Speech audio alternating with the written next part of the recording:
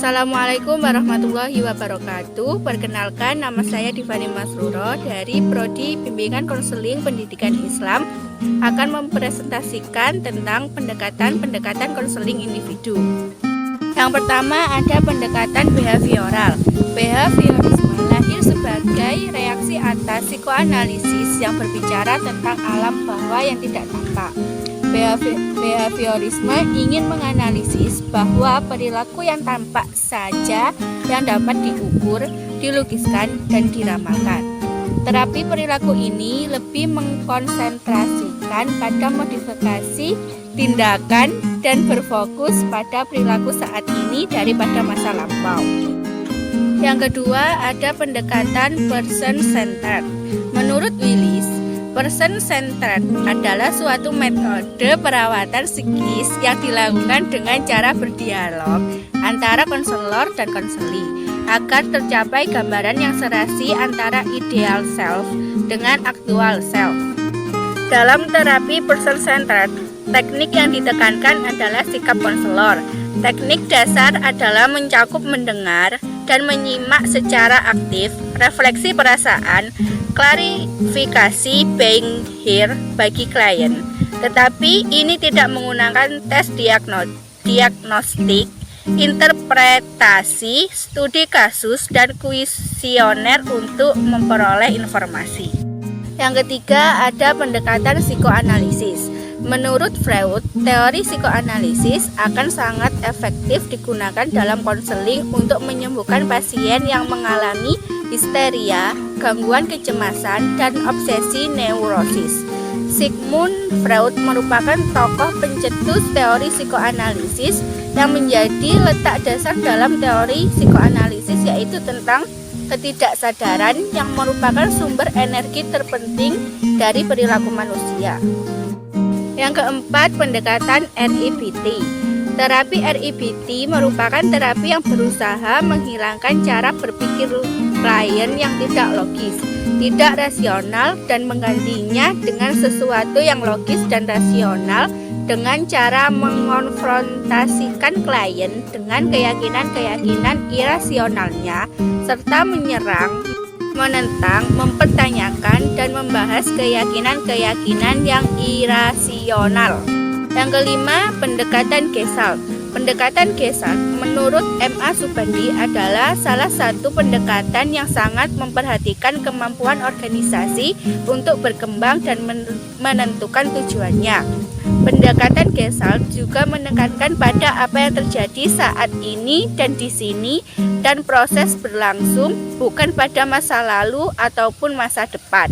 Yang keenam, pendekatan rasional emotif.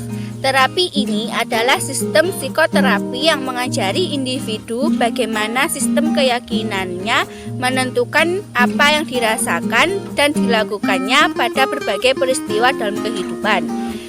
Penekanan terapi ini pada cara berpikir mempengaruhi perasaan sehingga termasuk dalam terapi kognitif.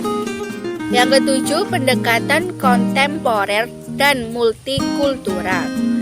Teori kontemporer merupakan teknik baru yang lahir atau besar dari konsep terapi kognitif dan dalam berbagai kajian kognitif biasanya dikaitkan dengan karya Albert Ellis, Aaron Beck, dan Donald Meichenbaum. Dalam kajian-kajian konseling, teknik tersebut biasanya disebut dengan correcting kognitif karena melibatkan prinsip-prinsip belajar pada pikiran. Teknik tersebut juga dirancang untuk membantu mencapai respon emosional yang lebih baik dengan mengubah kebiasaan dan penilaian yang sedemikian rupa untuk minimalisir bias. Sedangkan untuk konseling multikultural, sangatlah penting kehadirannya, terutama individu yang membutuhkan bantuan untuk menyelesaikan masalah maupun pengembangan diri. Memang pada prakteknya tidak semua individu itu mampu menyelesaikan masalah sendiri dan mengetahui potensi diri dan tidak tahu untuk pengembangannya, sehingga individu tidak bisa tumbuh dan berkembang secara optimal. Yang selanjutnya, pendekatan trait and factor. Teori ini adalah pandangan yang mengatakan bahwa kepribadian seseorang dapat dilukiskan dengan mengidentifikasi jumlah ciri sejauh tampak dari hasil testing psikologis yang mengukur masing-masing dimensi kepribadian tertentu.